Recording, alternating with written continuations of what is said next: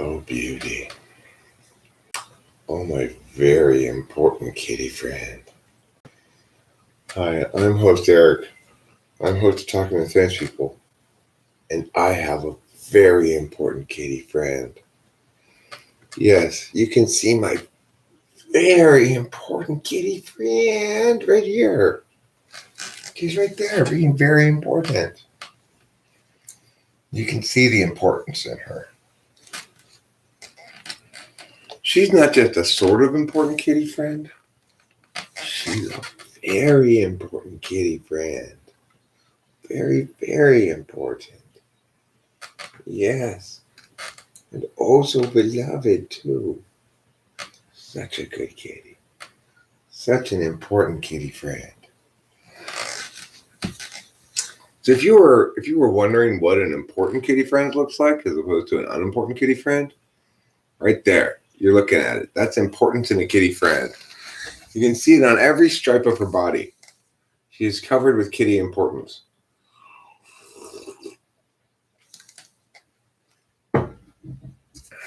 Yes.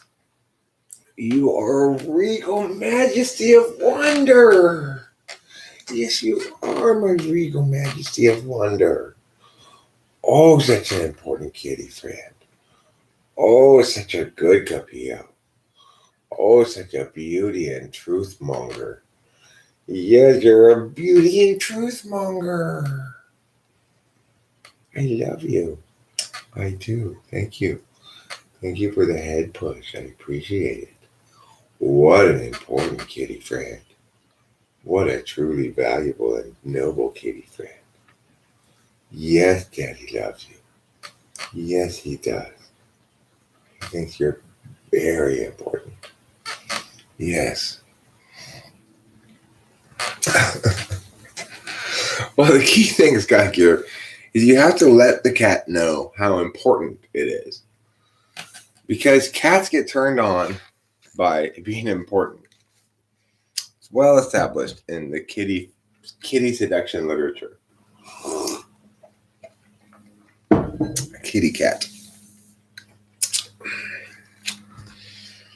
I mean, Scott, here, look. Take one look at this cat and tell me that she's not an important kitty friend. You can't. You can't even begin to even try to make that lie. It's so obvious that she's an important kitty friend. Oh, important kitty friend. Oh, so good. Oh, so true and just. Oh, so fine and special. Oh, so very, very important. Yes. So important. Oh, yes. Your importance is constantly re-astonishing me again for the first time with its importance. Everybody knows that now. Hi, Lantern Ask. Good morning.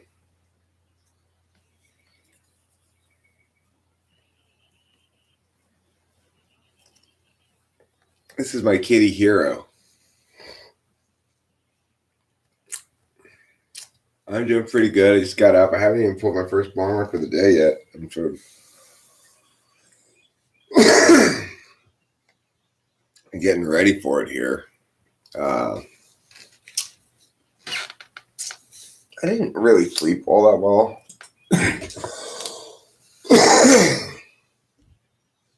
I went to bed at midnight. I woke up. I actually went to sleep like at 3 in the morning, and I woke up like 7.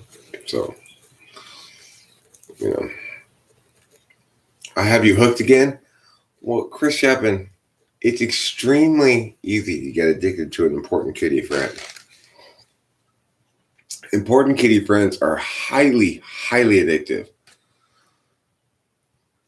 If all friends are important kitty friends and all people are friends, is it necessarily true that all people are kitties? Yes, it is. It's necessarily true that all people are important kitty friends.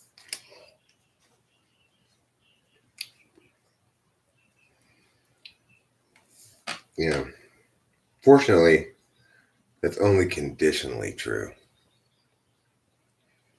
Otherwise, we'd all be kitty cats. If ifs and buts were candy and nuts, we'd all have a Merry Christmas. All right, first bong rip of the day. Here we go.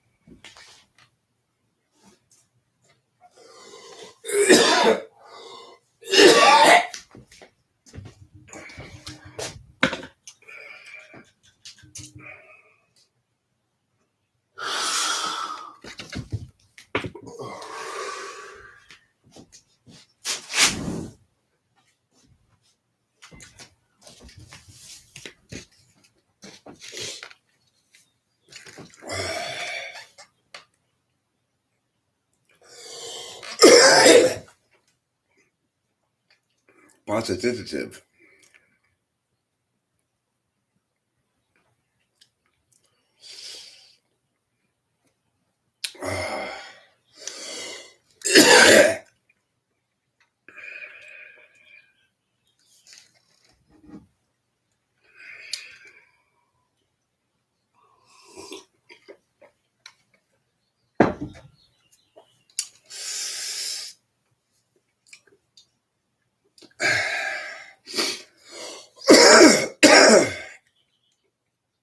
Well, as long as we're all hunkered down,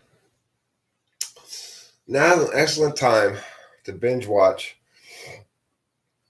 the pornography miniseries Rumpelstiltskin, which is the story of Rapunzel plus the story of Rumpelstiltskin plus pornography.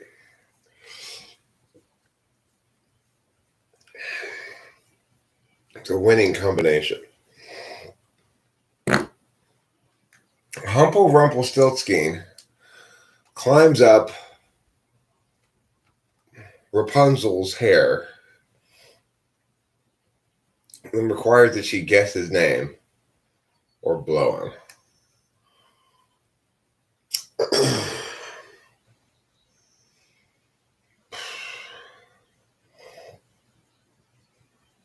I gotta tell you, you got a poop brewing here in the stomach. Should I go incognito so you plan to tell us a naughty fairy tale? Well, this is not a bedtime story, so I'm not going to go into any graphic details at all. Suffice it to say that Rumpelstiltskin, Rumpelstiltskin,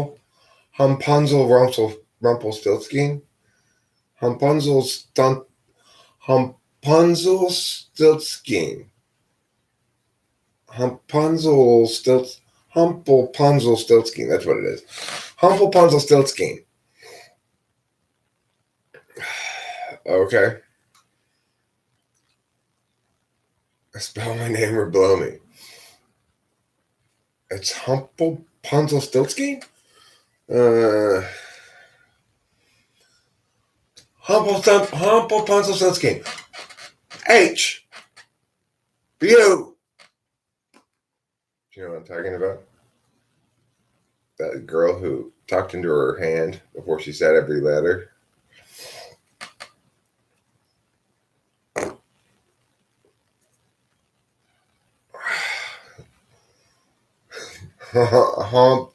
Humple Pump and Dumple.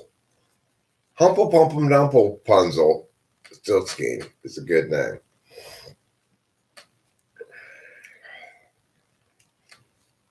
I don't know what it's from. Winston's mom got me this backdrop as a present, so I have no idea what it's from. I just know that these people did not really think very hard about where to build their city. Like, why do you want to build your city on this, to have this floating piece of rock there? Where are you going to go? How are you going to get to your house? How are you going to get away from your house? It's not an efficient place to build.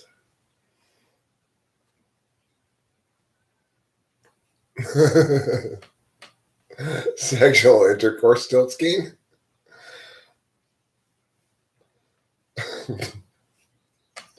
He's got a pretty interesting name there. Well, her prunes, I haven't been eating her prunes. She's been eating her prunes. I'm not a big prune fan, I'm not going to lie. This time, for the first time perhaps in a long time, I'm going to be honest with you. I'm not a big prune fan. Why are you so consistently dishonest for this, Eric? I don't know. Ooh, it's brewing though. I can tell you, it is brewing. A lot of times I have this like whoa sort of discomfort before I run in the house and go.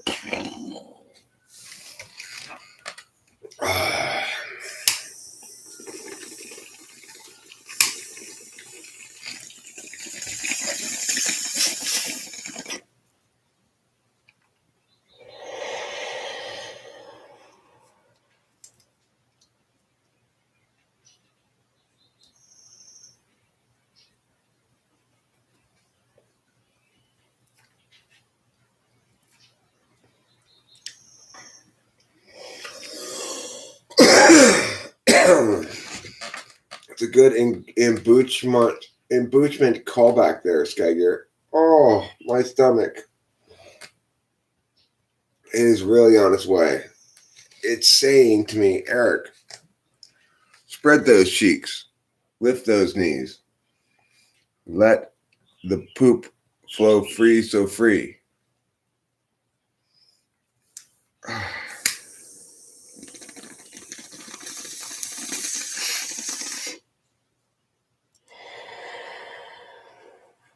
Okay. I'm going to have to ask you to briefly talk amongst yourselves. But even though before I started this, I was like, okay, I think it's going to be a while till I poo. It doesn't feel like it's coming out. Well, as soon as I start stringing the whole bowls and drinking this coffee, it's like, nope, it's coming right now. All right, I got to go poo. I'll be back.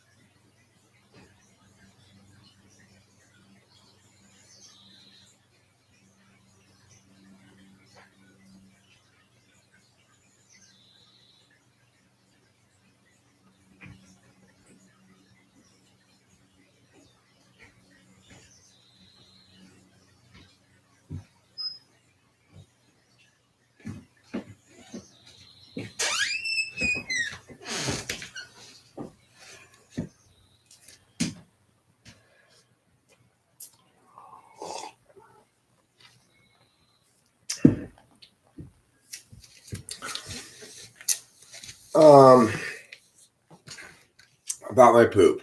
I would say, in terms of quantity, a really good poop. A lot of poop came out. The quality of the poop. Well, it was a mini wiper. I had to wipe many times. That's never a good thing. Yeah, I don't doubt that, Jake Hurwitz. I don't doubt that for a second. Now, the other thing was I ran out of toilet paper partway through the wiping process. Had to go to a different restroom in the house, get another roll of toilet paper, return to my restroom, and finish wiping. Never fun to have to do that, right? Because when you're walking around, you got a little bit of poop rubbing between your butt cheeks and your butthole there. Yeah. So you really would like to not have to get up before the wiping process is all the way complete. But this is what I had to do in there. Sometimes you got to do what you got to do. I think that does sound like an FI poop. You're right. It's moist. It's soft. It's hard to clean up. That's the definition of FI.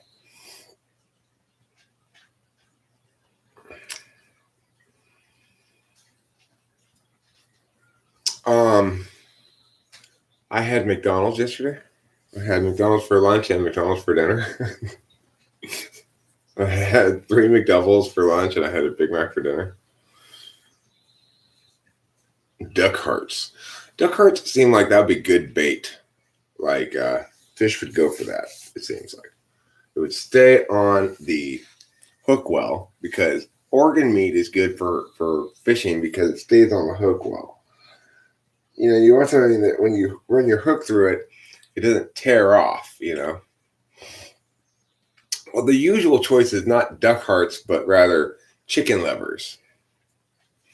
Chicken livers are relatively cheap, and organ meat, same idea. You can hook through it, and the hook won't fall out that much. I'm not doing what right? Pooping right? I'm trying my best. I've signed up for more pooping lessons. Oh. Okay, I'll keep that in mind, Scott Gear. The thing is, I am just not that fast with my hands. That's the problem. I've got slow hand disorder. People do catch catfish like that. It's called noodling, I think, or something like that.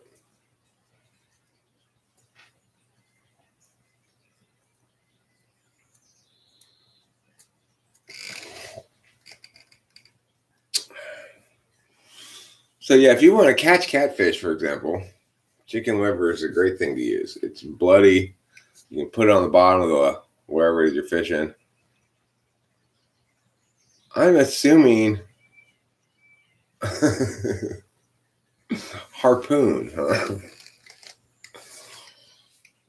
When I go fishing, doesn't matter what size fish I'm going for. I like to use a whale-sized harpoon. Let's say I'm hunting trout. Well, with this whale-sized harpoon, I'm sure to kill the trout immediately. If I hit it.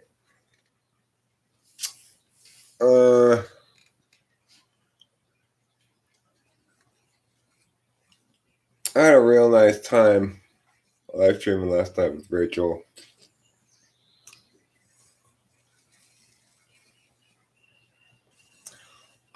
Winston's mom. But if you really want to talk sophistication, then we need to talk a little something called goose liver. That's right, goose liver.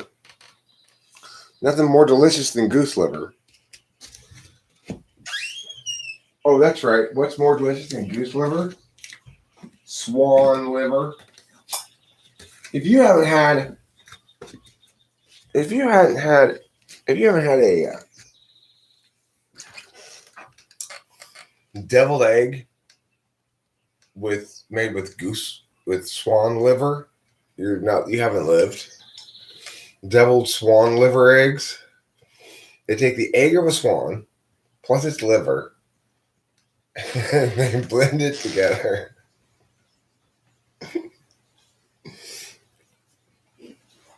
Swan liver deviled eggs, it's called. You have not tried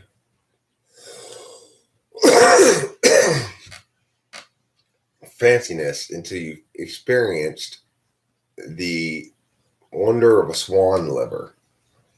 A succulent swan liver slithering down your throat.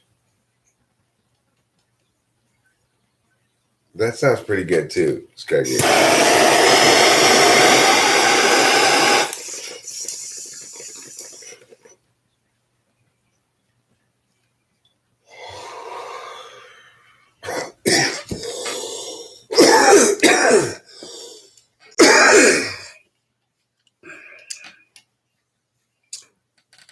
If I was mayor of Arcadia, I would try to initiate and implement a yearly peacock roast, where the city of Arcadia humanely harvests like 20 peacocks, roasts them, and serves it to the people.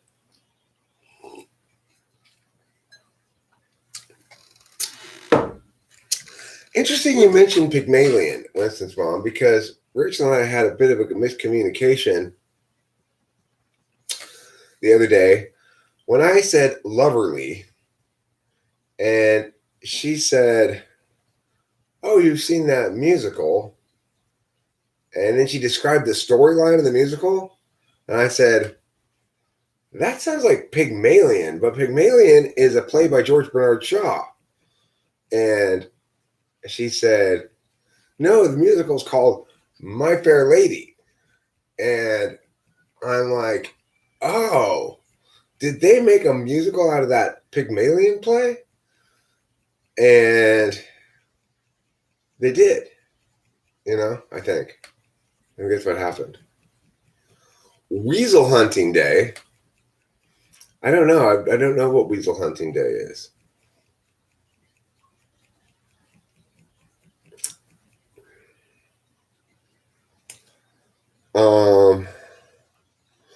But we have we have a lot of peacocks here. We have more peacocks than we know what to do with, right? So the city should just, I wouldn't want them to harvest Pete, my peacock, but they can harvest some other peacocks. And they should have a city celebration called Peacock Eating Day, where everyone gets to try some peacock. Because when's the last time you ate a roasted peacock? Have you ever? I bet they're delicious.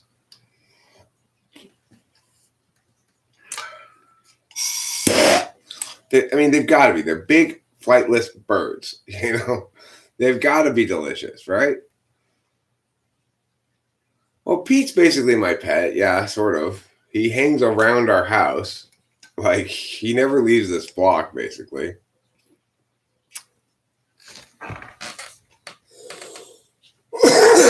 We have a lot of... Oh, really? They don't move around a whole bunch, really, in general, peacocks. They seem to have their little territory, and they kind of stay in their territory. Well, I can't adopt Pete as my pet because Pete is not... It's not property. He's a wild animal. If you had to eat a peacock part, you'd eat only the pea part. You could eat a peahen if you prefer. That sounds better than a peacock, right? Pea coq au vin. We could make pea coq au vin.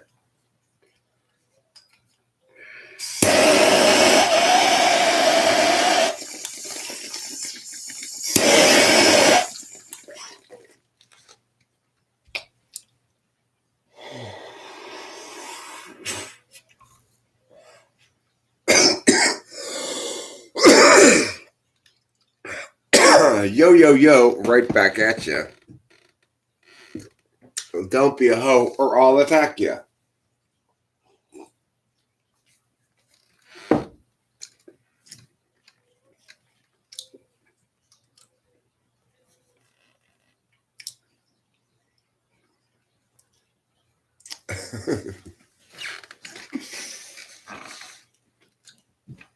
Roasted suckling peahen. You can't have a suckling peahen, Eric. Peacocks don't give milk to their children. They're not mammals.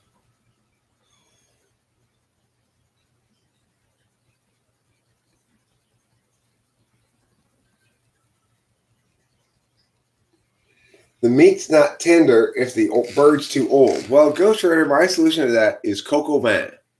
In France, if you have an old rooster, referred to as a cock, then you slow cook it in the crock pot in wine for a long time. That's how you do your peacock as well. NPR cooked a peacock? How fun. I didn't know that. Thank you, Winston's mom, for using Google so well.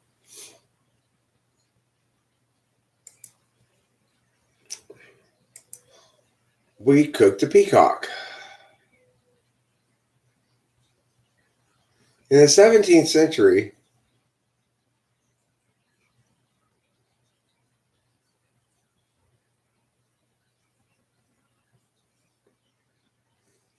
take a peacock that must be freshly killed so he will be tender. Pluck it dry, cut off the wings, but leave on the head with the plume attached. Pull the entrails out. Then take a dry cloth and wipe it inside as well without using water. When most of the blood and blood clots have been removed, sprinkle it on the inside with some pepper, cloves, nutmeg, cinnamon, and salt. To make it very tender, add some lard and some panicles of sweet fennel. Chop off the legs and stick the breast full with cloves. The same with the thighs. Put it in pastry. First, cover the pastry bottom with thin layers of lard. Then put the peacock on top of the slice with slices of lard over it and lots of spices as described above. Keep the head sticking out and wrap paper around it against the heat. One can also cut off the head and after the pie has been baked, put it on top, which is most common nowadays.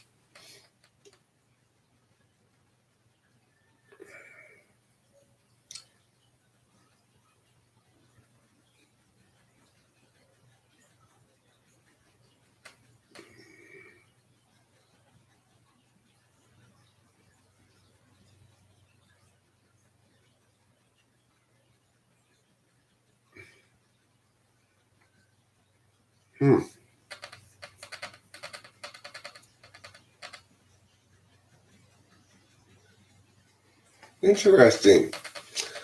Well, that's not how I'd cook a peacock, but Winston's mom shared it already. That's the recipe I was looking at. It's right there. Doves used to be considered a delicacy in medieval Europe.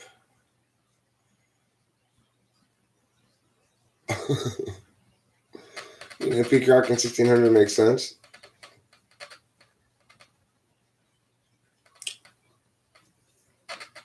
I'm surprised they had peacocks in Europe in 1600. It seems surprising. Certainly enough to cook them, doesn't it? They're not native to Europe, are they?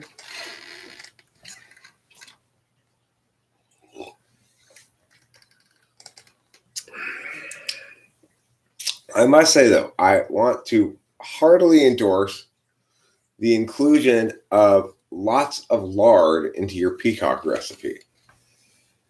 That'll really help make it a little bit more porky.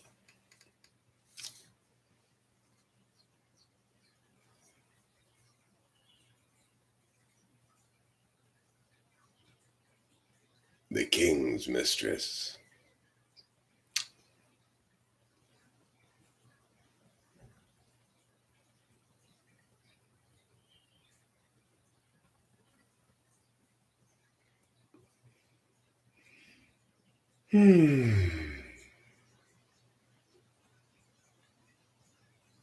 Now, let's pull another bottle up here. I do still plan on going camping and fishing. I think today we'll do that. But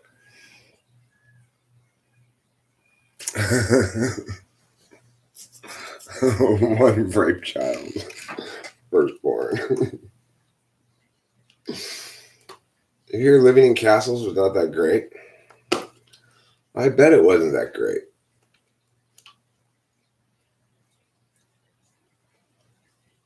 Cold, dirty, full of rats and diseases. Well, it reminds me of your mom's face, Ghost Rider. Cold, dirty, full of rats and diseases.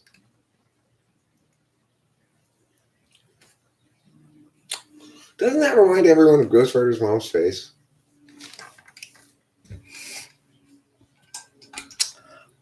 I joke, I jest, Ghost Rider. I don't mean to tease your mom's face.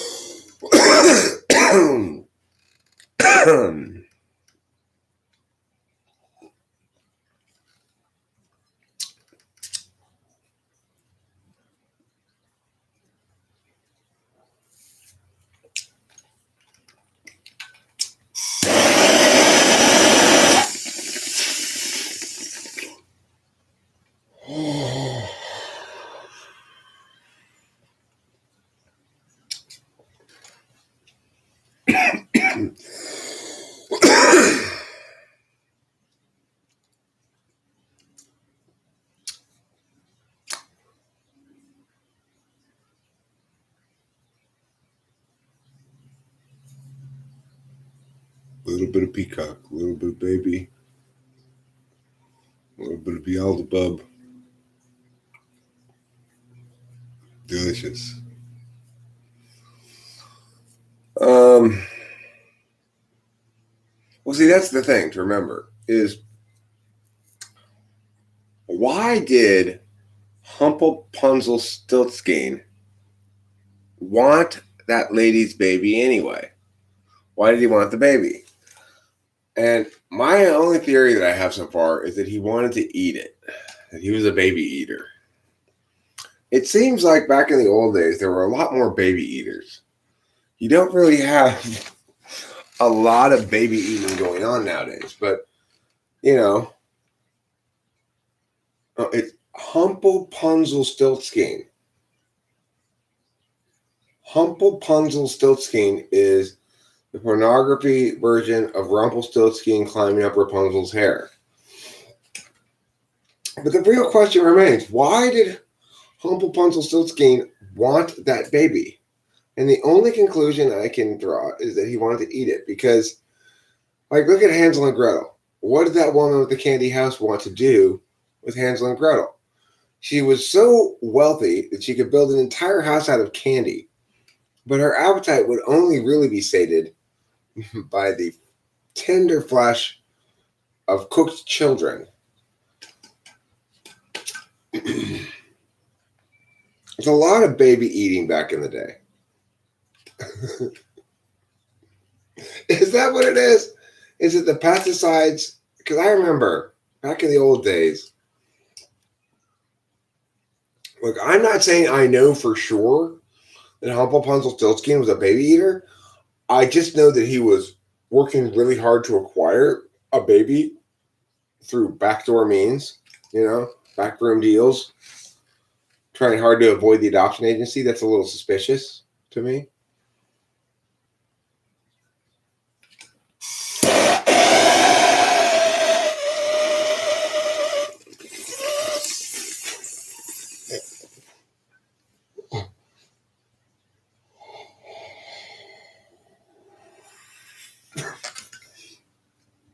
The key to a good beard, Nick Lachey, is both body and sheen. You probably got one with just body, not enough sheen.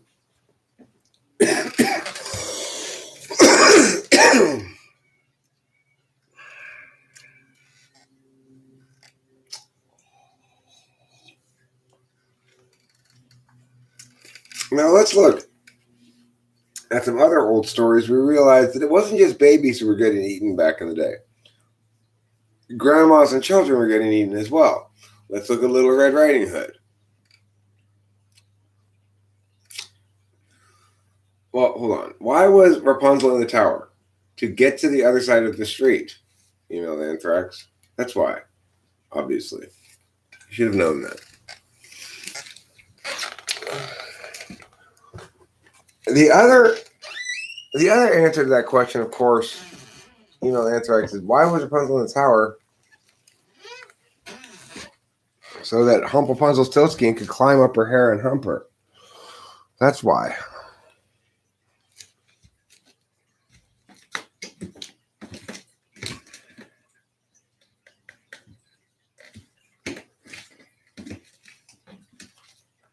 You stay up there, Rumpelstiltskin.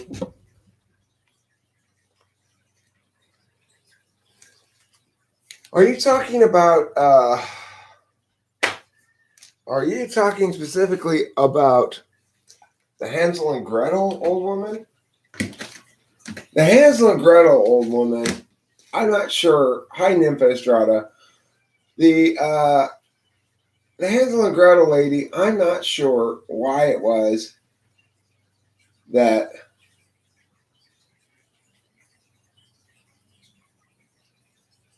I don't think she. I think she did was indiscriminate, right? She obviously is not going to attract many babies with her house of candy.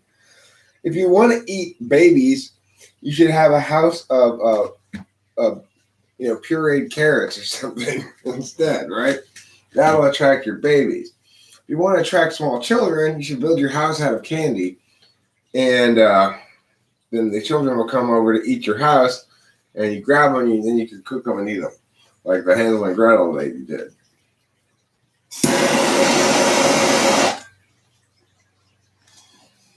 But Rumpelstiltskin, he's got two separate agendas.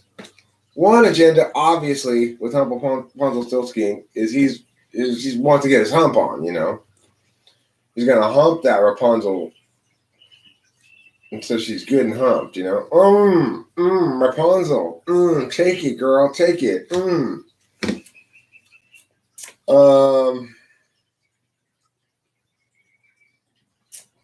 So, are you talking about the baby lure, Nympha Estrada? Baby bait would be Elmo or Peppa Pig. Okay, that might be a good choice. Yeah. There's a huge profit potential in exporting bearded ladies. I agree, Nicola Shea. That's right. She must be feeding off their youthful innocence. Now, look, let's get back to Rumpelstiltskin. He really, he has this big plan. I'm going to get a baby. He's smart. He's a decent guy.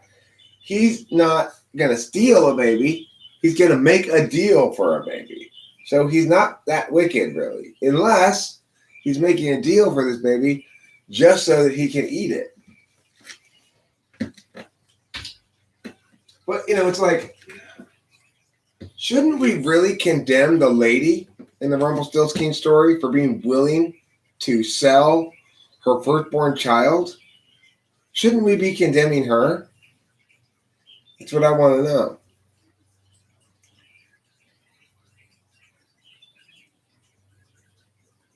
Hey, Cloud. We're overthinkers and underintuitors. We are underintuiting right now. So, Cloud, then, you answer the important question. Why did Rumpelstiltskin want that lady's baby? Why did he want that lady's... Oops, Cloud. You mean inversely proportional.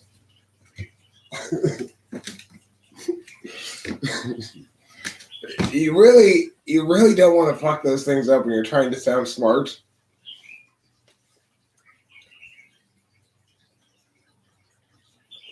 Well, yes, she wanted to keep it, right? But here's the thing, Email Anthrax. If she really wanted to keep it, then why would she have put it at risk for losing it in the first place? You learned the term inversely proportional from me, and you misquoted me when you used it right now.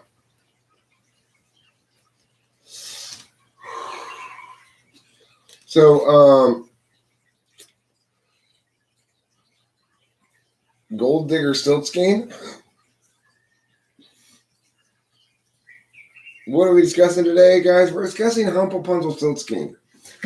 Rumpelstiltskin being the pornography story of Rumpelstiltskin climbing up Rapunzel's hair to teach her how to spin straw into gold. And if she doesn't remember his name, she has to blow him and give him his her firstborn child. That's what we're talking about today, Can Krishna Samarpagoo. We're talking about the wonderful mythology of Rumpelstiltskin. Rumpelstiltskin.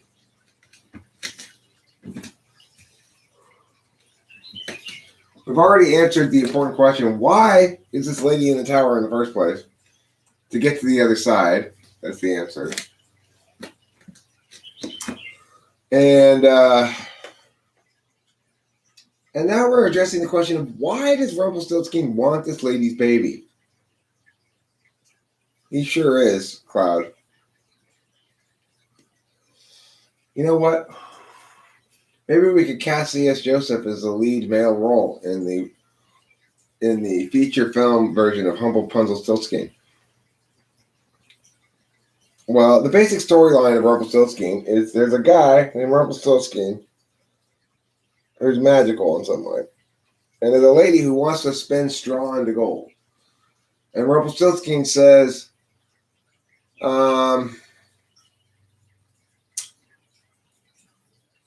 he says, okay, I'll teach you to spin straw into gold, but you have to give me your firstborn child.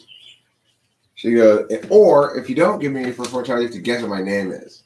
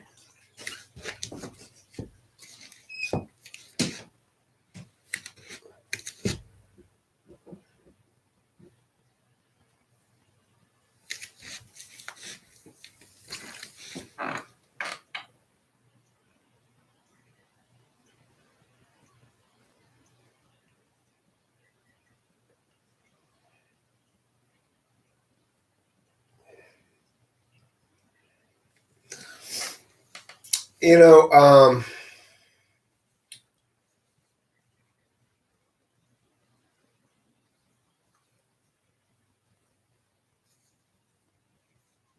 the thing is, Can Krishna Samarpagoo, the interesting thing to note is this.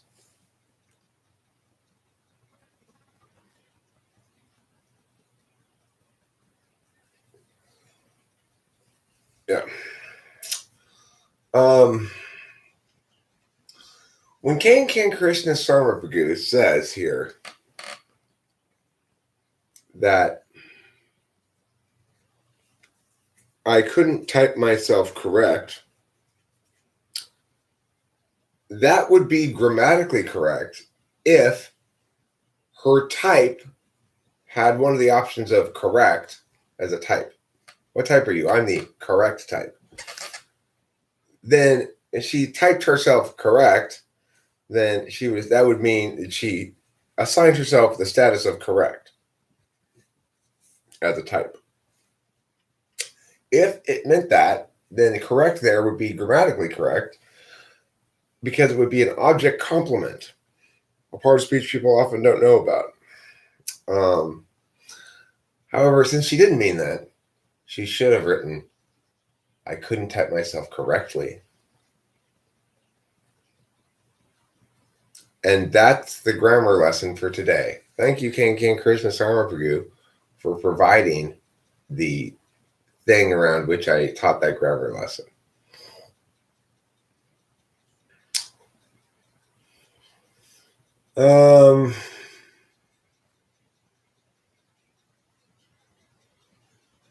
I'm not 6 months in the future. I'm about 3 minutes in the future.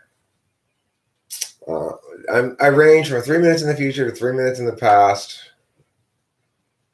Some of the times, I used to think that too, Skygear.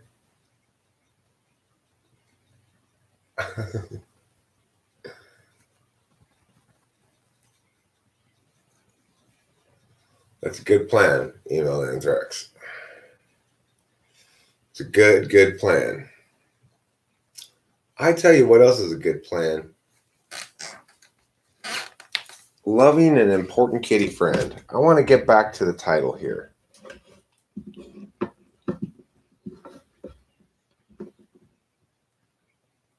When you have a very important kitty friend, you're going to experience a couple of different things. Okay, first of all, you're going to experience a high level of importance. It's not just going to be medium importance, it's going to be very important. That's one of the first cues you may have on your hands. A very important kitty friend. The second thing you're going to experience is some kittiness. You're going to experience some meows, some mares. You're going to experience some kittiness. And the third thing you're probably going to experience is some regal majesty. And if you get all three of those things, then it's possible that you too have an important kitty friend. The function that is associated with being clumsy, dropping your phone a lot, or spilling a drink or whatever is being an intuitive, placing intuition processes ahead of the sensory processes. Sensory processes keep track of what's going on. I have cat hair all over my clothes as well, and more importantly, I have cat hair on my hands after I pet her, and then I rub my eyes, and then my eyes get all red and scratchy. Oh, important kitty friend, subject of my poem. Oh, important kitty friend, show 'em, show 'em, show 'em. Lick yourself so clean, lick yourself so pure. Your tail is now good. Sensors spill stuff too, yes, but they're not constantly running into shit, knocking shit over, spilling drinks, man. If you're SE in the 1 or 2, that shit, seeing intuitive do that stuff, like knocking shit over, banging into stuff, dropping things, it makes them go, oh, and shake their head and go, intuitards, god damn it. Yeah, the Rumpelstiltskin story. I want to know, why did he want that baby?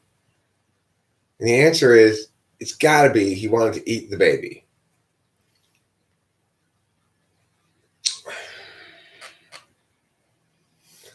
Learning to keep scissors in every drawer and have pencils all over, that's not helping your SE, Winston's mom. That's your SI. You're saying, I'm going to not have to keep track of this SI thing of where I left the pencil by putting them everywhere. It's compensating for weak SI. That's not SE. Gravity applies to sensors and intuitives unless they're airbenders. Good point.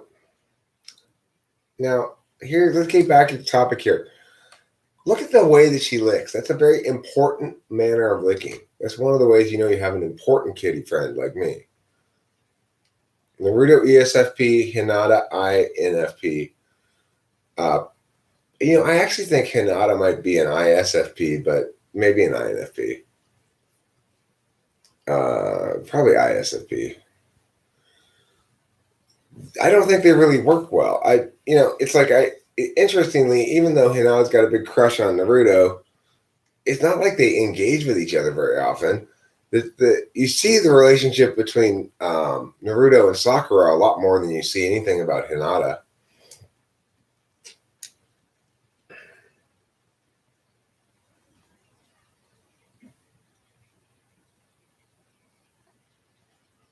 Right, but what I'm saying is, I guess you've identified a shortcoming in the overall narrative. It's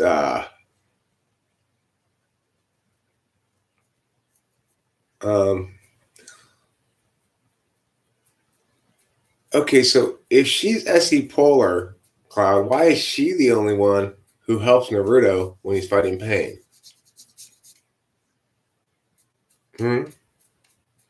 My lack of knowledge. God, why are you always trying to establish that I am ignorant, uneducated, lack knowledge, and so forth? No, helping someone's not essay. It's the doing thing, Cloud. It's the doing part. It's the choosing to do rather than stand there and deliberate.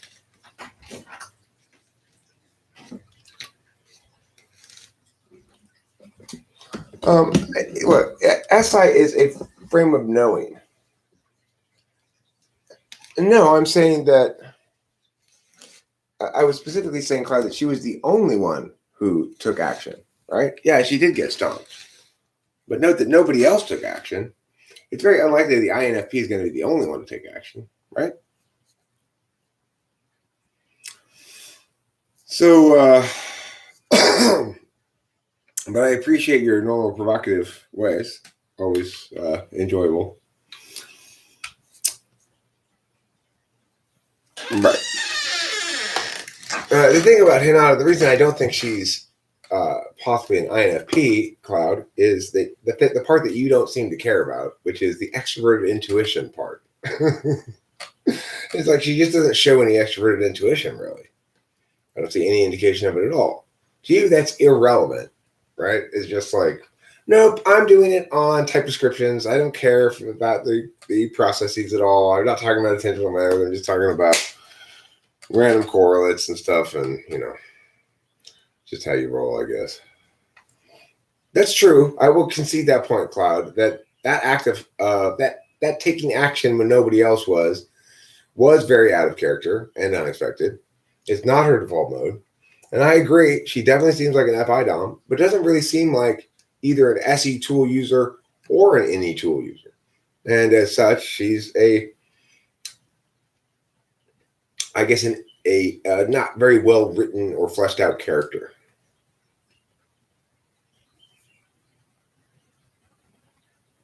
Right. Remember, she's just a character. She's not actually a person. So she's not required to adhere to the laws of reality. See what I'm saying, Cloud? I don't have any real world knowledge of people. Huh. Interesting. Well, I know people are not robots, Cloud, but we're talking about specifically, you talk specifically about type and cognitive functions. And so I corrected your incorrectness about that. That doesn't mean that I think that people are robots. Silly goose. You're a silly goose this morning, Cloud.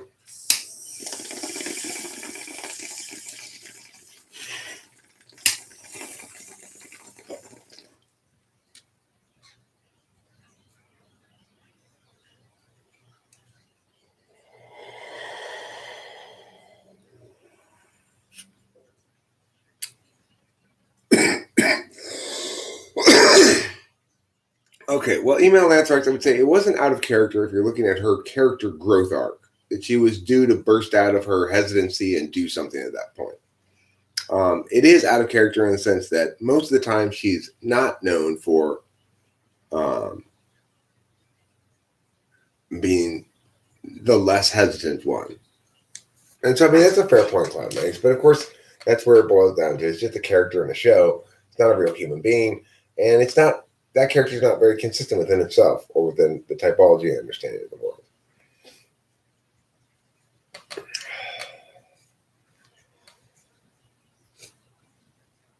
No one in my real world are real people, right?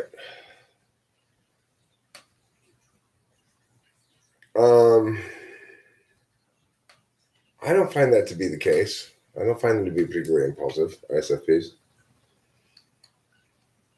I mean, I think ISFPs in general know what they want, which makes them quite different from ENTPs, for example.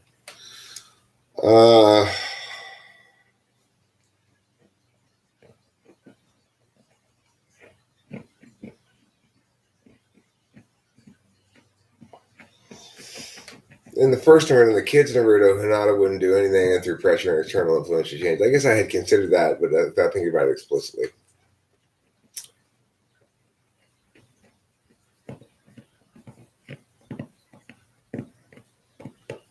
I know an ISFP who claims to have slept with over 100 men. Yeah, I agree Sasuke is an ISFP.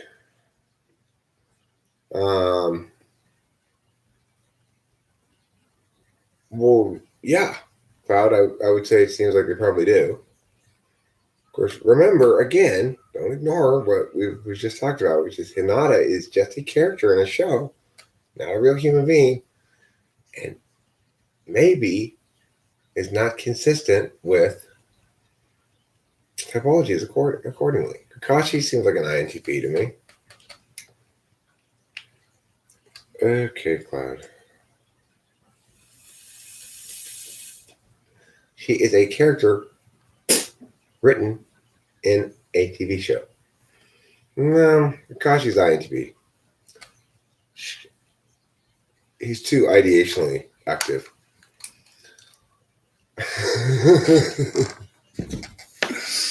Okay, Cloud.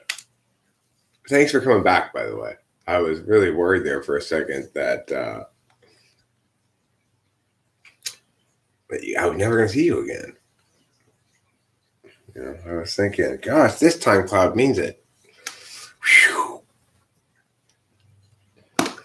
Well, all those characters are archetypes of real people. Okay, Cloud.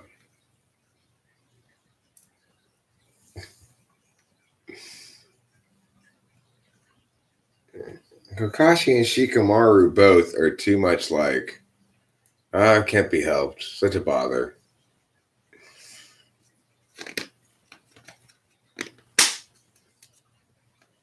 Yes, he is. He is a provocateur. I like it too. Ken Krishna's arm to do. I like his provocateuring as well.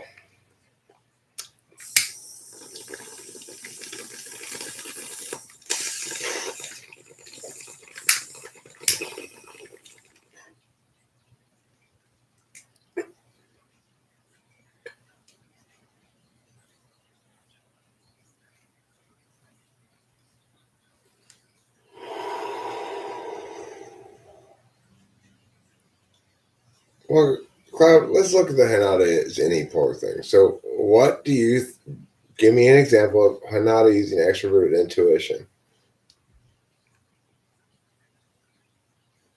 Go ahead.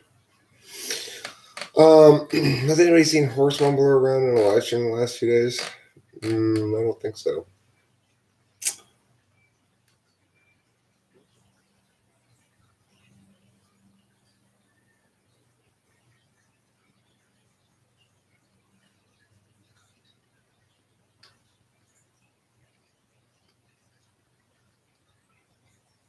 Dreaming all her life about her life with Naruto. That's not an example of extroverted intuition, Cloud. I mean, extroverted intuition would be dreaming about lots of different people. If you were going to say, well, Hinata moves from idea to idea to idea, different idea, different idea, different idea all the time, then that would be an example of extroverted intuition. You're right that having a single path clarity is an example of a kind of intuition, namely introverted intuition. That's true. I mean, it is true that she has a rich internal life. It's not an inside her head that's built out of intuition, though, fundamentally. It's built out of feelings. So you're right that she has a lot of internal feelings about Naruto. And we hear a lot of that as the audience. We get to see a lot of her feelings. She does seem to be singularly focused on Naruto. That's true. Those are NI things, Cloud. Those aren't NE things. No, it's an NFP thing as well. Sure, I do. But the thing is, I could give you plenty of examples of my extroverted intuition. The fact that I have introverted intuition as well is naturally the case because I'm an extroverted intuition dog. But what I'm asking Cloud to do is give me some examples of Hinata using extroverted intuition. He has none to give because he just doesn't use it at all in the series. So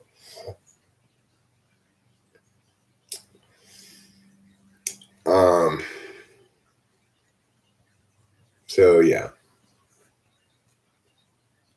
Wait, is somebody else's cat regal like mine? Not as regal as mine, of course. No other cat is as regal as mine. You got mistyped as an ISFJ? By whom, Kayla Cunningham?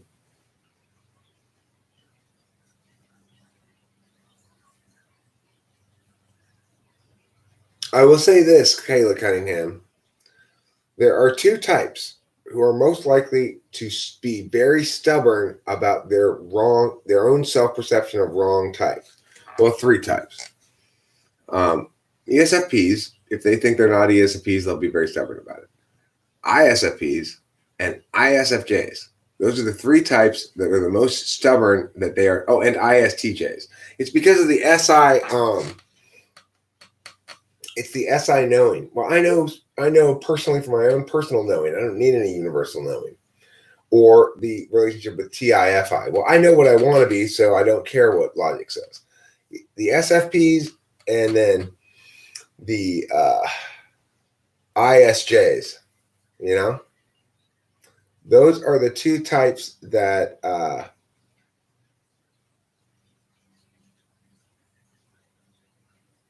that are very stubborn about their own wrong self-typings.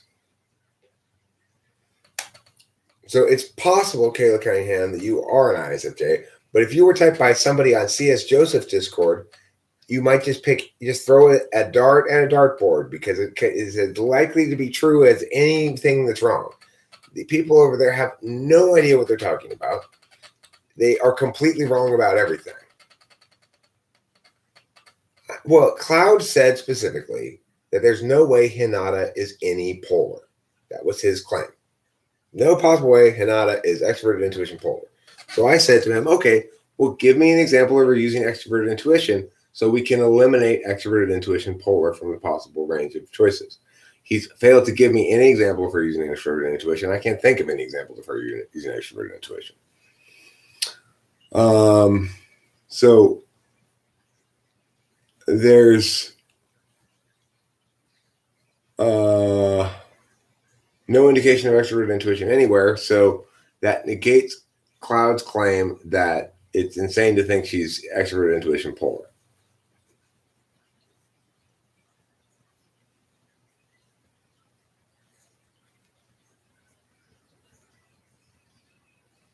There are deviations from type descriptions because cognitive functions don't explain everything about personality.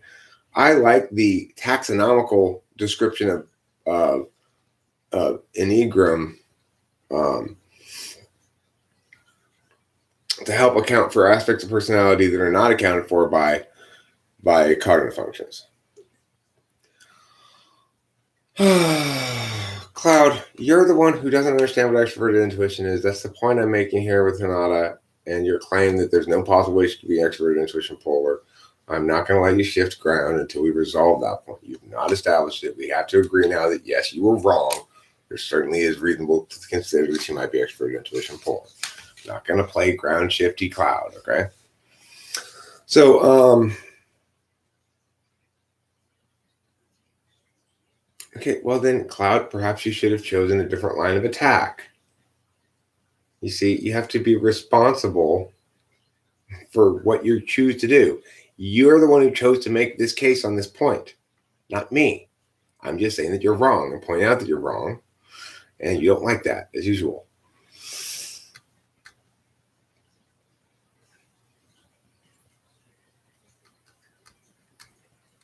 You want to see what kind of container I use for cat food, Lantern? Let me show you this. Here's the solution to your problem. One of these bad boys. Like lunch meat came in it probably. Originally or something.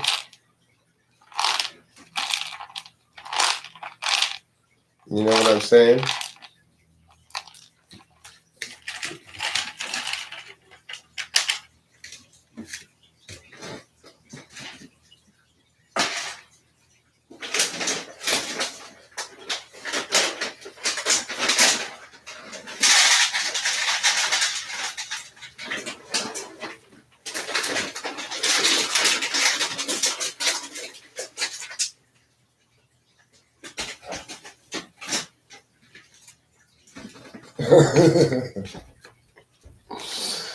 Oh, that's gonna take some TI there, Skygear. That's gonna require a little bit of TI, not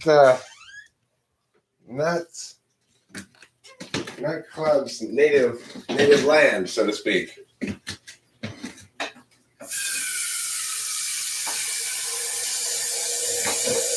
I mean, that requires TI-NE.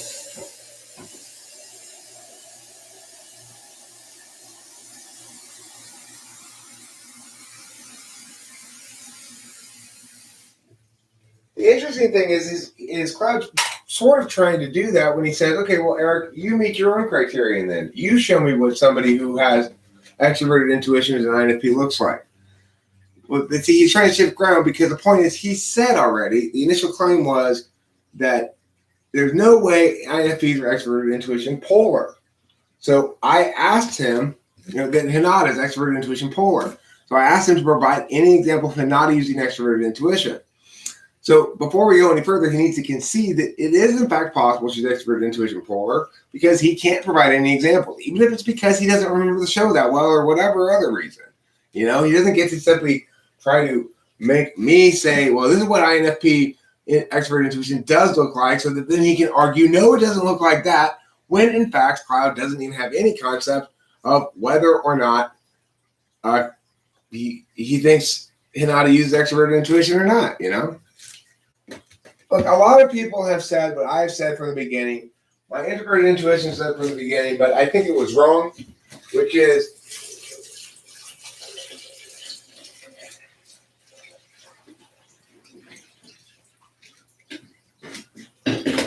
I guess you might say basically a general sense of this can't be real. This has to be constructed by an intuitive.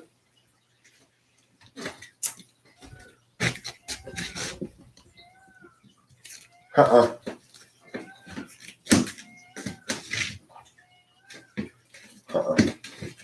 don't think so. I really thought so too for a long time. It was my initial response to Cloud was like, this has got to be constructed by an intuitive, an ENTP or something. But now, that's what it authentically looks like. That's my conclusion now.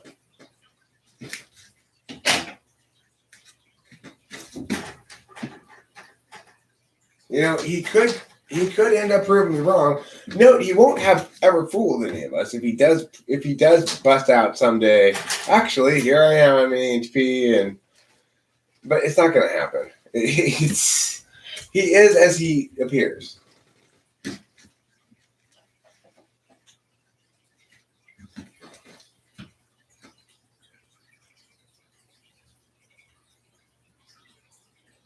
Ow.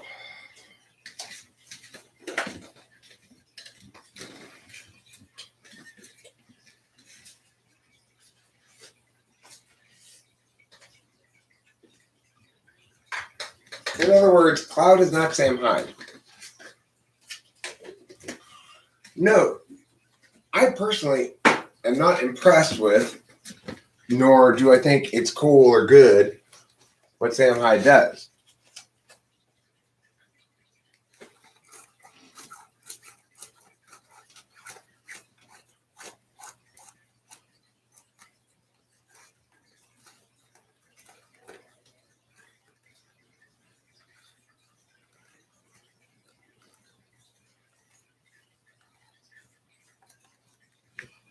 All right, so I asked you to give me an example of her using extroverted intuition. Because remember, you're claiming she has it as a tool function. But she's not even ideating about Naruto. I mean, there's only a couple of questions. Does he like me or not? And how can I be more useful or be more worthy of Naruto, basically? Those are the only questions she explores at all. And she doesn't explore them with a lot of different ideational possibilities at all. In any way that would be indicative of any extroverted intuition, no matter how narrow, how small the frame. It's just not the case. Now, if you want to talk about somebody who's extroverted intuition INFP in that show, there's the guy from Hidden Bees Village who's always got the toothpick in his mouth, who says, when we're going to the Hidden Leaf Village, when we get there, there's going to be so many beautiful women.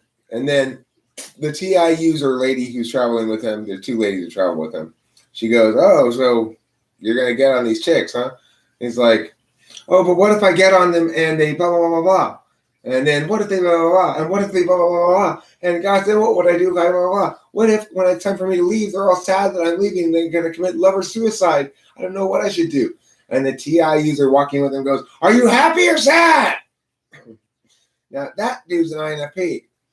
When the TI user then throws a rock at him, he goes, "But what if that rock you just threw started to hit a slightly bigger rock, which hit a slightly bigger rock and created a big rock slide and a huge boulder that destroys the Hidden Leaf Village? When we get there, there's nothing there anymore. What if that?" That's an INFP. Cloud, to answer your question, there's an example of an INFP using extroverted intuition. Okay? So I can give you an example of an INFP in Naruto actually using extroverted intuition as an INFP does. So, game, set, match a million times over. That's it.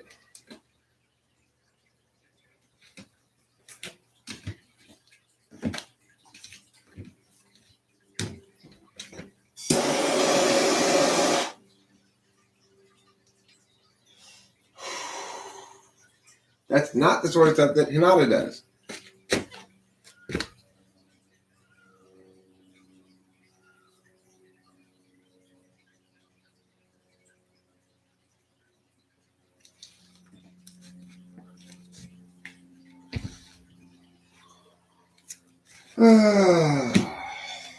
Well, let's see. I'm going to smoke this cigarette. Oh, that's right. I'm making coffee. Push the start button there. God, you're so dumb, Eric. God.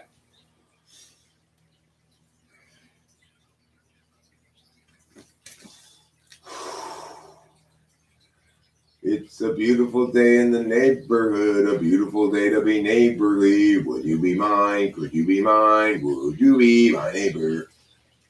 Please, won't you be my scabies-infested neighbor? Please, won't you be my scabies-infested neighbor? Maintain social distancing, though. Okay.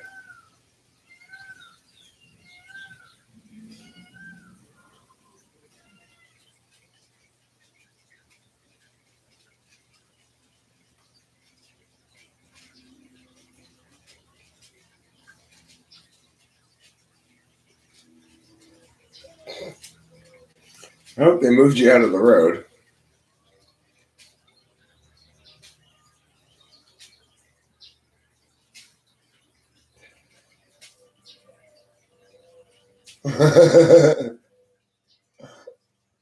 Wait, at least in Bulgaria, everybody makes tubes of it in the summer without licenses. What?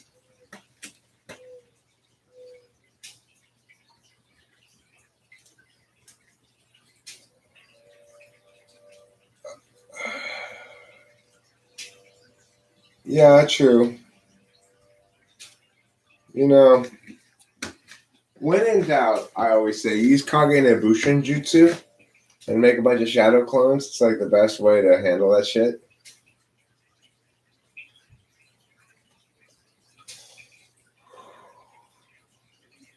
We're all natural brewers. I'm an all natural pooer. I poo with my butthole. I don't know about you guys, but when I poo, I tend to poo with my butthole.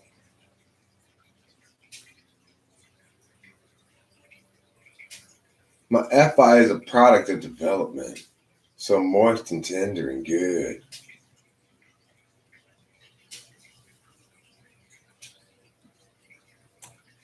Rackaja? What's Rackaja?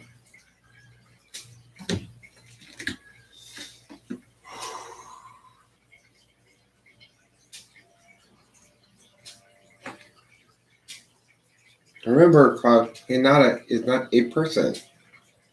I agree with you. She doesn't seem very SE tool. I also agree she seems FI Dom. You just ignore the other parts of what I'm saying, though, right? And it's like, yeah, she's not a very accurately written character, I guess you could say. And definitely an FI Dom, but didn't seem to have either of the tool functions that would normally go along with it. At least I could give you one example of her using SE, and you haven't given me any of her using any.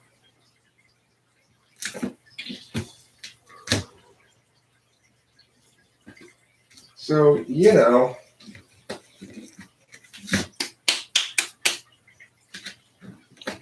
I feel like I almost have to go poo again pretty soon. It's starting to drop. My water is starting to break, I think. I'm glad that my water doesn't break every time I have to poop. That would be a very wet life indeed.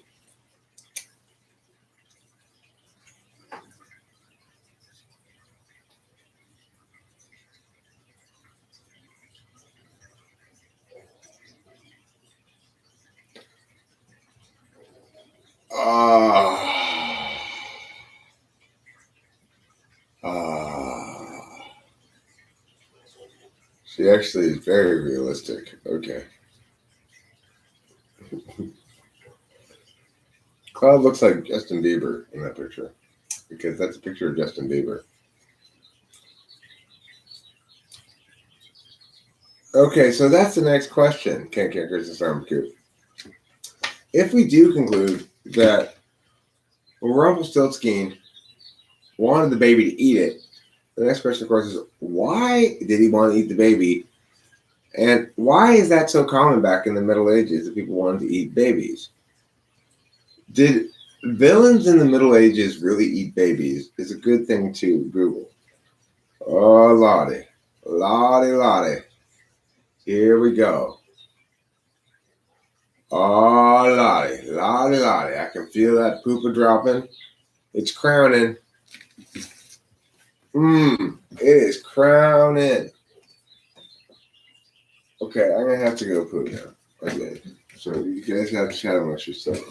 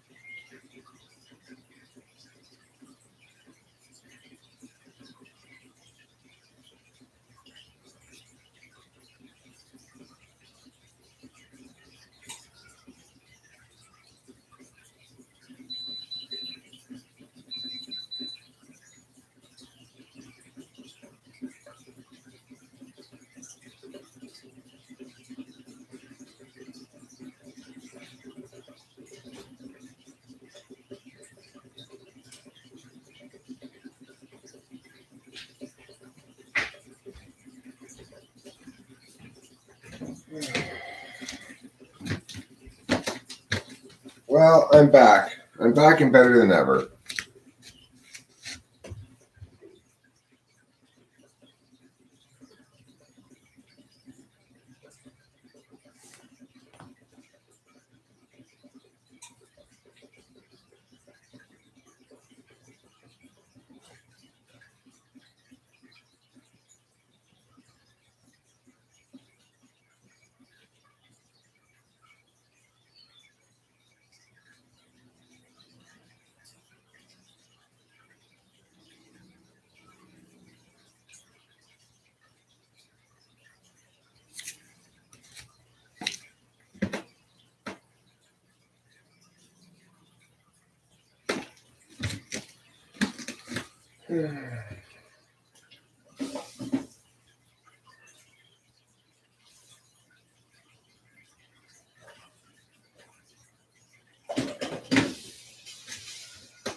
Queen's weakness is just this weirdo who's obsessed with me. That's what it boils down to. Everybody else you're talking about there is like an actual person, but Queen's weakness is he's like a hater mushroom growing on a tree, you know? And he's not a fully realized person. No, but the difference, Cloud, is I've got 5,000 some odd videos and I almost never talk about him. Like half of his videos are about me. At least. That's the difference between obsessed. Like 0.01% of my videos are about Queen's Gambit. Half of his videos are about me. Again, Cloud, we have to look at the total percentage of content and the amount of content. So like 0.001% of my videos are about C.S. Joseph. Half of his videos are about me. At least. More than that. So you have to think of it like that or else you're just being stupid.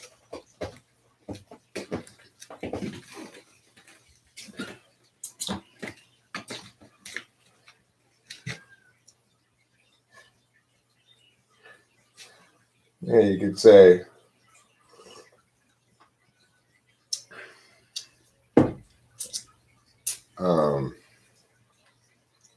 China consumes more wheat than the United States. Clearly, China is more obsessed with wheat than the United States, just and they ignore the demographics. No, Claude, I'm saying ratios. It's like to be obsessed with somebody is to spend an inordinate percentage of your time focused on that person. Understand? So, yeah, I produce an enormous amount of content. Is correct. A ridiculously enormous amount. Do I repeat myself and talk about various subjects again and again? Sure. After all, it's a topic area that we're generally covering here.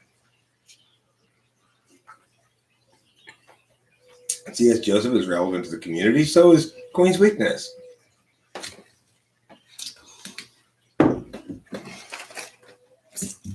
But exactly, you're making claims about obsession and then acting as though it doesn't matter what your words say or mean. As usual, it's like, oops, I was at it again.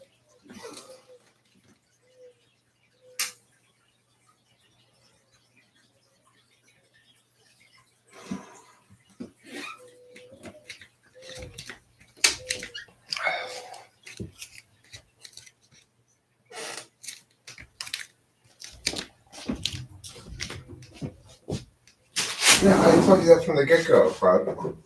You were the one very assertively disagreeing with me. Remember?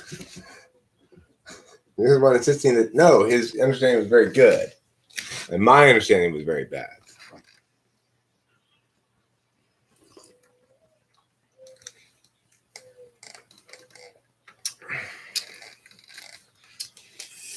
I mean, and if we are talking about obsession, why does only producing content correlate with obsession?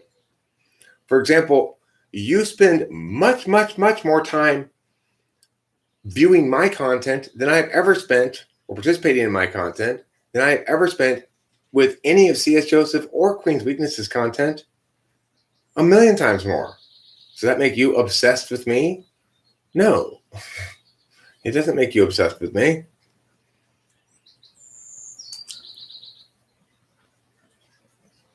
I mean, I have to wear one to go into any fucking store around here. They all have a sign requiring face masks to enter this facility or whatever. I never wear them when I'm not going into any place, but I respect the property rights of the stores to make this demand. So, like, this is why I ultimately lost the 7-Eleven argument, because it's their store. They can decide make the rules as they see fit. But I hate it. I hate the masks. It immediately turned into mask theater, right? People have some sort of thing half-assedly on their face to officially meet the rule, but it's just mask theater.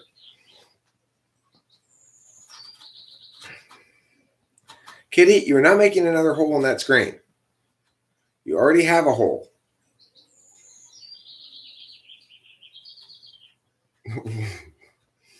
I see.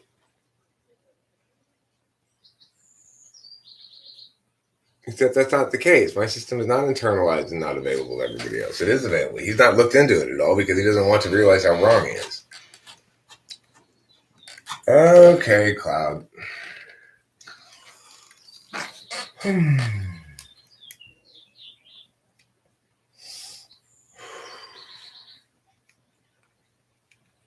That's me, Old Man River.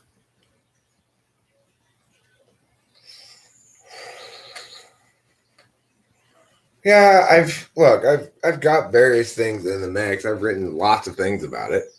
The one that's sort of contemporarily being produced is this.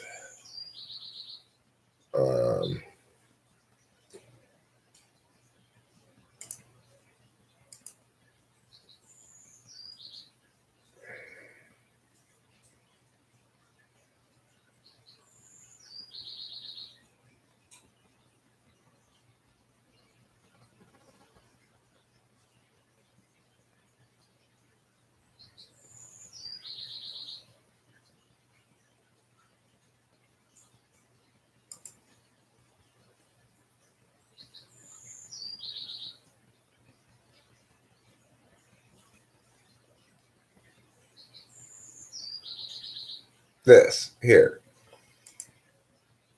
This is what I'm in the process of making, but you know, I'm kind of lazy. So check this out. This is designed to be as it's it's the beginning of what will eventually be the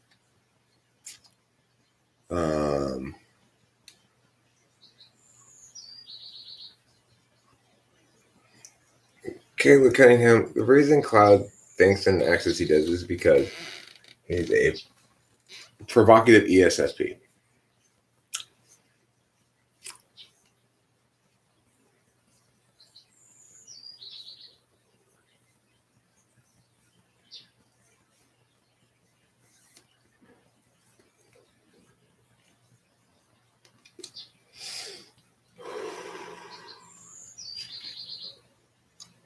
Yeah. So don't let him drag you into too much of an argument, Caleb. I like to think of Cloud as my sensei in training me to not be emotionally reactive to provocation, and he's my Jiraiya sensei in that regard. He is training me to maintain emotional flatness in the face of provocation successfully. So it's a good thing for me. I need the training. I don't know if that's what he's trying to do, but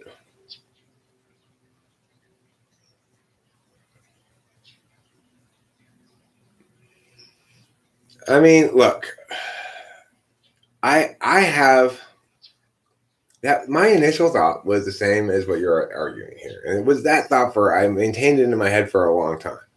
I said, you know what, this guy, he's too engaging to be an actual ESFP. He's got to be a fake one. But you know what? That's just reductive thinking about ESFPs. I'm convinced at this point he's a real ESFP. You could always pay me to type you, Cloud.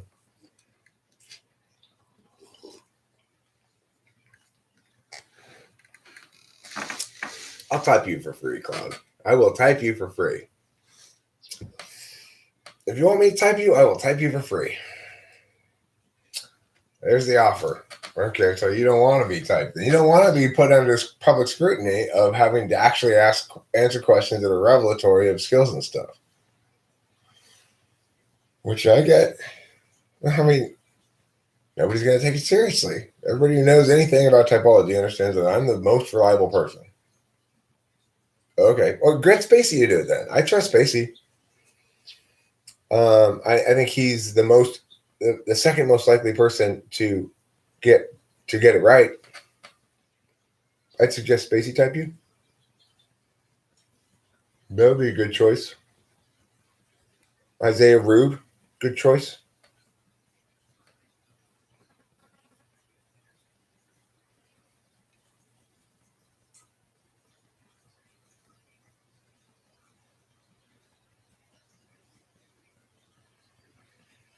Hey, I'm offering you suggestions of other people. Then do Spacey. Spacey doesn't even talk to me. He's in the enemy camp, so that's perfect for you.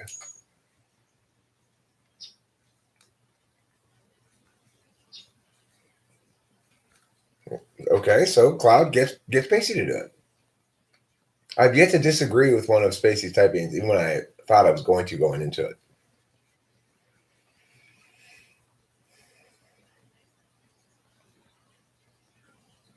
Ah, okay. So, in other words, Cloud.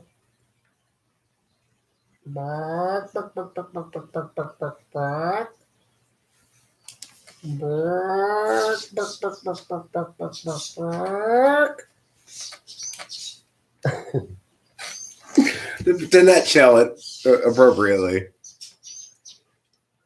it elicits the color yellow to my mind. My mind is flooded with the color yellow.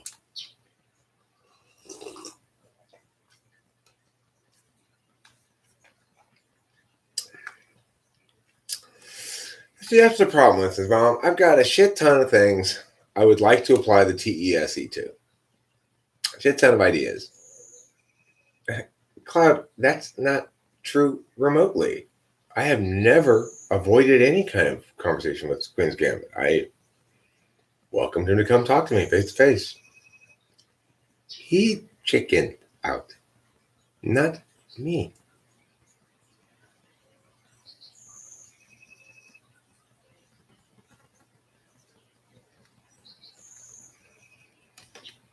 Okay, Clown. Those are your stories. Stick with them.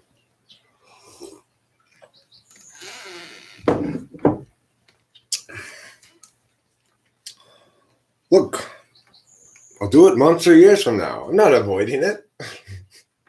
I'm just delaying it a long, long time.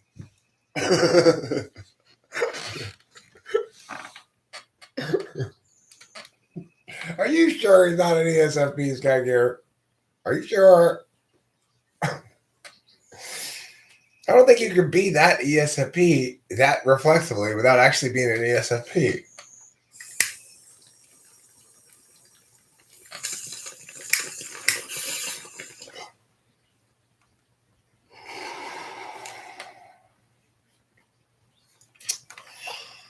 Okay. You'll have to let me type you if you're going to convince me that I'm wrong. Right?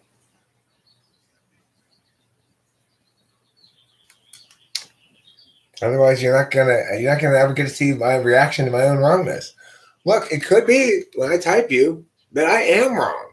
That's the great thing about being typed by me. If I am, you'll find out about it because I'm honest and objective. Okay, well then you're never going to get to see the reaction to my wrongness. It is possible, but I'm not going to agree with them because unless I see the video myself, you know. So there you go, Claudia. If you can't wait to see my reaction, okay. Well, again, since I won't be able to test you properly, I'm too biased. Okay. Except I can't be with my system. It's consistent every time I use it. So I really can't be. You see what I'm saying? Other people will call me out on it immediately. If you pass the TI test and shit, there's no hiding from that fact. That's what's great about my approach is I can't lie like other people can. I don't want to and structure things so I can't get away with that shit. Isn't that great, Cloud? Something definitive where you can actually falsify what I'm saying and prove me wrong. Okay, so you don't care about proving me wrong. I thought you said you wanted to see my reaction when I'm proved wrong. You can't prove me wrong without doing the actual tests. Sorry, Cloud. You can't prove to me that you're good at conditional logic without taking a conditional logic test. See?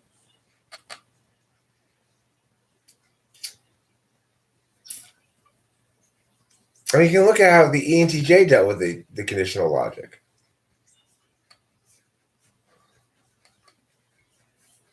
I didn't agree to that, Winston's mom. The fuck I did. I don't agree to disagree. I agree that you're wrong and you're being stubborn when you're disagreeing and I'm right. That's what I agree to. I don't agree to disagree. I hate agreeing to disagree. Agreeing to disagree is an FI thing.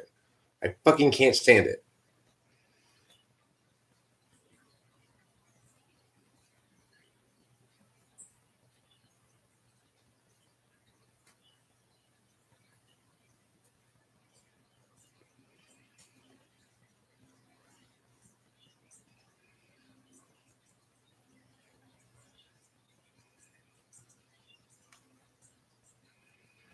Mine's an accurate analysis of how the mechanics of cognitive functions work.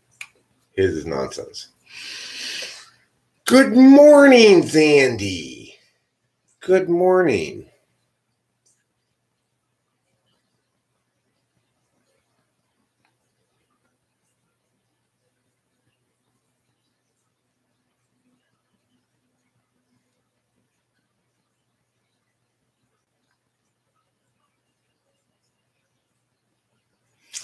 So,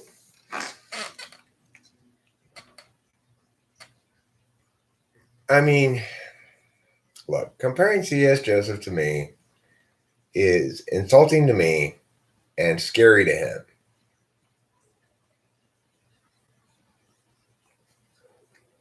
He might try to position it as being insulted, but it's frightening to him because any involvement with me and my ideas means he has to be ideationally robust, and he's not at all. You know?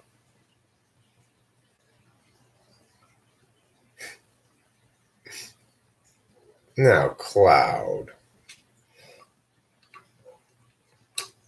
Or which would you rather have on your face, Cloud?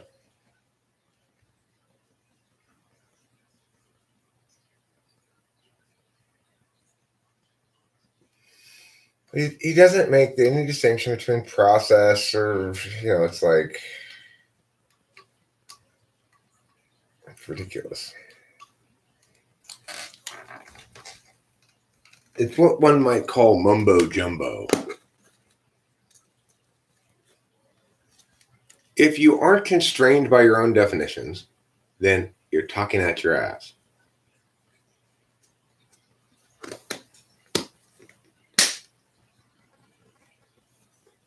That's the thing, though, Cloud, is cognitive functions is a system. So systematic is a feature, not a bug.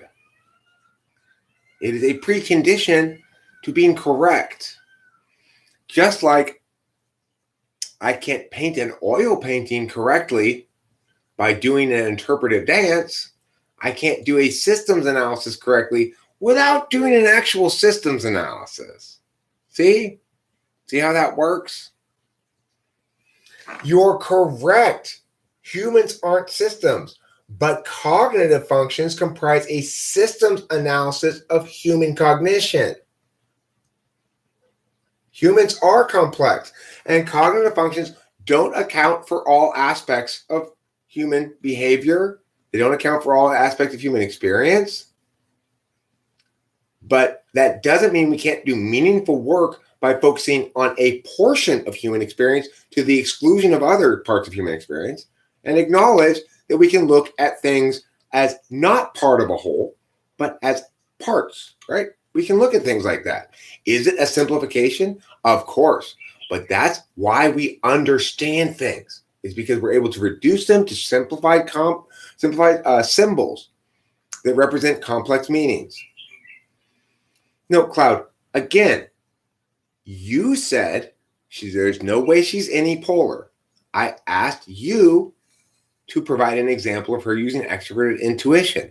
You failed to do so, so you need to acknowledge you were wrong. It is possible she's extroverted intuition polar. That's what it means to think well. Okay? Right now you're thinking very poorly.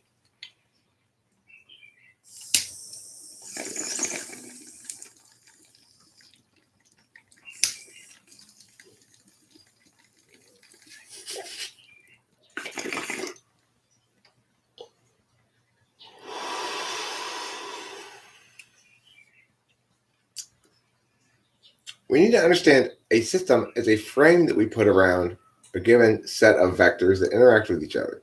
Some of these systems are artificially constrained. They're closed systems, things like a soccer game, or, it's pearls before freaking swine, Cloud. Not everybody, but, why am I bothering? Sometimes I just wonder.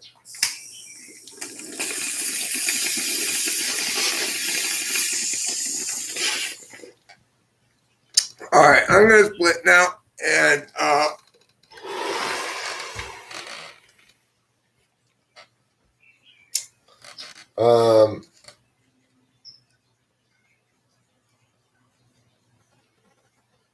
sure. Yeah, I mean, I would too.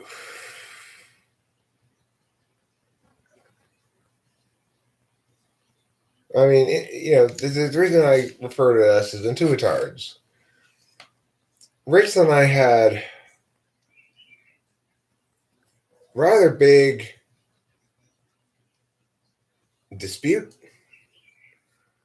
that we finally resolved clearly last night as being something entirely other than what we thought it was because of a challenging problem that we have as two of the most metaphysical types, which is to say, we're always prioritizing map over territory. And Cloud's right that that's reductive, and that's the limitation of the intuitard. That's what makes us intuitarded. What Cloud doesn't seem to acknowledge or understand is there's an equivalency on his end as well that he keeps demonstrating but denying. So, that could be a little frustrating for us intuitards who care a lot about the territory. I'm calling us intuitards, Cloud, because we care too much, as you keep pointing out, too much about the map, not enough about the territory. And what I keep explaining to you is, Cloud, we're having a map conference here. So that's why we keep talking about the map. You're right, territory is important. But right now, we're just here in a room, not actually looking at the territory. We're talking about the map and how things are mapped, the right way to map. We're a bunch of mappers. Now, I agree. You and your non-mappy ways have a great, important role in the world. However, here at this map conference, you kind of need to acknowledge that mapping matters. The techniques of mapping matter because that's what we're doing here. Do you understand? Anyway, I gotta go. Cloud, you are always fun. I will tell you that. So thanks for watching. Don't forget to eat plenty of cheese. Cloud, you wouldn't know a bad map from a good map if your life depended on it.